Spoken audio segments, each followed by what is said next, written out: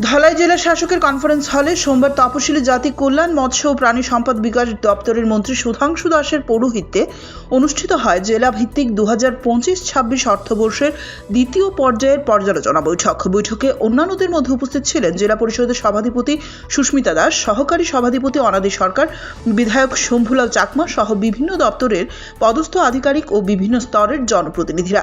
সাক্ষাৎকারে মন্ত্রী সুধাংশু দাস বলেন, এই বৈঠকের মধ্য দিয়ে বাজেটে বরাদ্দকৃত অর্থের কাজ কতটা হয়েছে এবং কি কি বাকি রয়েছে, কোথাও কোনো ত্রুটি বিচ্যুতি আছে কিনা সে সমস্ত বিষয়ে আলোচনা হয়। পাশাপাশি বিগত পর্যালোচনা বৈঠকে যে সমস্ত সিদ্ধান্ত গ্রহণ করা হয়েছিল তার কাজ কতটা হয়েছে সে বিষয় নিয়ে আলোচনা হয়।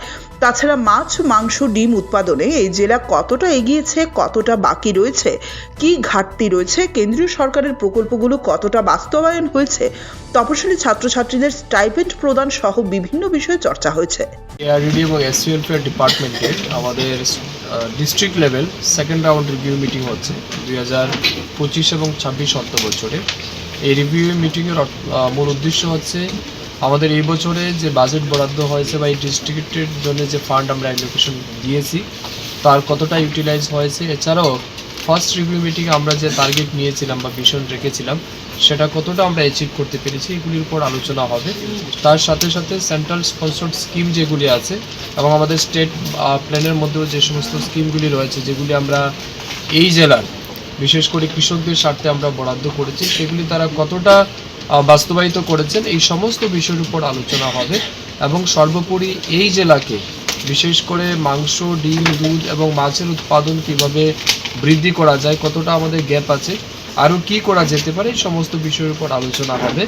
তার সাথে সাথে এসসি ওয়েলফেয়ার ডিপার্টমেন্টের মাধ্যমে বিশেষ করে এসসি যারা কমিউনিটির মানুষ আছেন তাদের জন্য যে আমরা সুবিধা রেখেছি বা বিশেষ করে স্টুডেন্টসদের জন্য যে প্রি ম্যাট্রিক এবং পোস্ট ম্যাট্রিক স্কলারশিপ সেটাও আমরা কতটা করতে পেরেছি, আরও কত আমাদের করা উচিত বা আরও কতটা টার্গেট আছে, কি আমাদের আরও ঘাটতি আছে, সমস্ত বিষয় নিয়ে আমাদের আলোচনা হবে আজকের এই রিভিউ মিটিংয়ে।